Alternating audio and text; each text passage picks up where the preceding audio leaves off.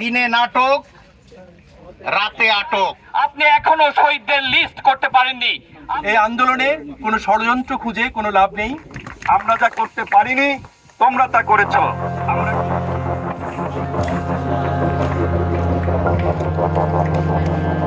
এই 24-এ যে মুভমেন্ট তোমরা করেছো, যে প্রতিবাদ তোমরা করেছো, যে অসাম্য এবং দুর্নীতির বিরুদ্ধে, অপশাসন এবং নিপীড়নের বিরুদ্ধে তোমরা যে আন্দোলন সংগ্রাম করেছো এবং এখনো করছো, সেটা কোনো অংশেই এই সকল বড় বড় অভ্যর্থনের চেয়েতে কম নয়।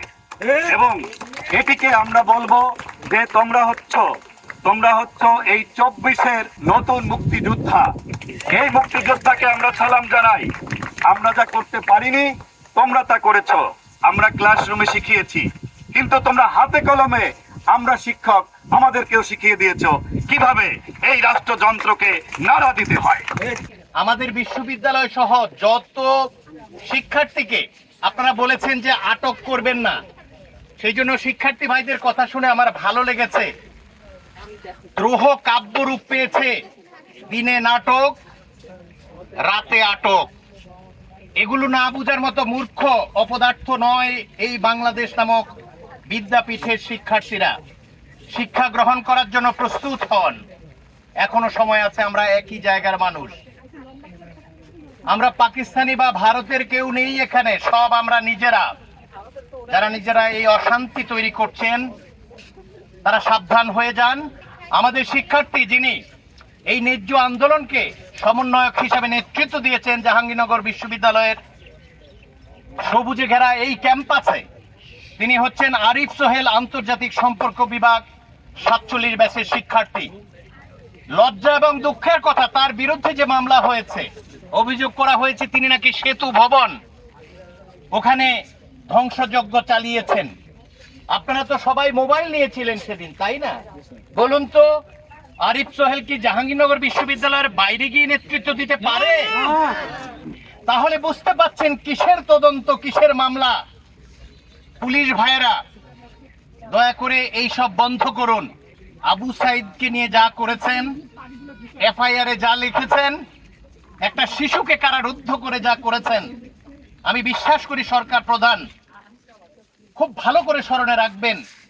এই বাংলাদেশ নামক বিশ্ববিদ্যালয় শিক্ষাঙ্গনের যে মানুষগুলো আছে তারা আপনার শত্রু না। শত্রু হচ্ছে আপনার লেসপেন্সার, যেগুলো দুর্নীতি, দুঃশাসন এই সব করে আপনাকে ব্যবহার করে নিজেদের অর্থ এবং জীবন রক্ষা করতে চাচ্ছে।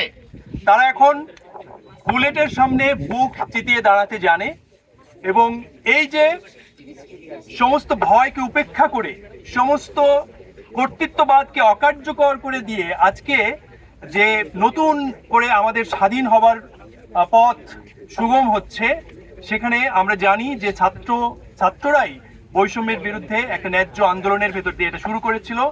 আজকে শুধু ছাত্ররা না, যাদের সন্তান প্রাণ হারিয়েছে, আহত হয়েছে, যাদের সন্তান গ্রেপ্তার হচ্ছে, যাদের ভাই বোনেরা গ্রেপ্তার হয়েছে, তাদের সবাই আজকে এই আন্দোলনে সামিল হয়েছে। এই আন্দোলনে কোনো ষড়যন্ত্র খুঁজে কোনো লাভ নেই। সারা দেশ জুড়ে মিথ্যা মামলা দিয়ে যেভাবে এই আন্দোলনকারীদেরকে নানা রকম ট্যাগ দিয়ে ধরপাকড় করা হচ্ছে, আমরা এর প্রতিবাদ জানাই। এবং যে জুলুম এবং ভয় সন্ত্রাস দিয়ে এই রাষ্ট্র পরিচালিত হচ্ছে এখন গোটা দেশ জুড়ে, আমরা দেখতে পাচ্ছি যে গণ অভ্যুত্থান হচ্ছে। সবাই এটাকে জয় করে জেগে উঠেছে এবং এই গণ অভ্যুত্থান নিশ্চয়ই বর্তমান এই জুলুমবাজ সরকারের পতন ঘটাবে। আপনি মিথ্যা কথা বলতে বলতে বলতে আপনি সারা বিশ্বকে জানিয়েছেন আপনি একটু মিথ্যু। আপনি যে কান্না করেন সেটাকে বিশ্ব মিডিয়া ক্রোকোডাইল চেয়ার হিসাবে চিহ্নিত করেছে। সঙ্গত কারণে আমরা বলতে চাই, আপনি এখন উল্টে দিয়েছেন আপনার বয়ান।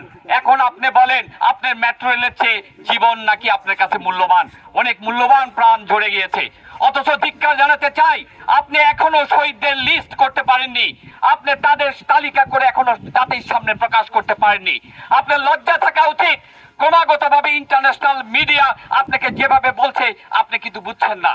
সঙ্গত কারণে আমরা মনে করি আপনার বিদায় ছাড়া এই দেশ আর শান্তি পাবে না। সঙ্গত কারণে আমরা আপনাকে বিদায় করে ছাড়বো। যতক্ষণ পর্যন্ত আপনার হুঁশ হবে না। আপনার লজ্জা থাকলে স্বেচ্ছায় পদত্যাগ করা উচিত ছিল। আপনি এর দায়ভার নিচ্ছেন না, সঙ্গত কারণে আমরা বসে থাকবো না। আগামীতে সবাইকে আমি সাধুবাদ জানাই।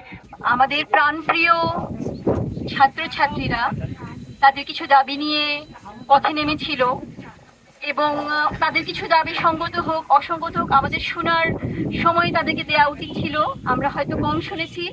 ওদের উপরে অত্যন্ত অত্যাচার করা হয়েছে। শিক্ষক হিসেবে, অভিভাবক হিসেবে, আমার সন্তান ক্লাস 10-এ পড়ে, অভিভাবক হিসেবে আমি এখানে এসেছি। আমি সংহতি প্রকাশ করছি। আমি তাদের জন্য, তাদের ন্যায়ের জন্য সব শিক্ষকদের পক্ষ থেকে কথা বলছি। তারা ন্যায় পাক, তাদের যারা হত্যাকারী তাদের বিচার হোক এবং শান্তির বাণী নিয়ে এসেছি।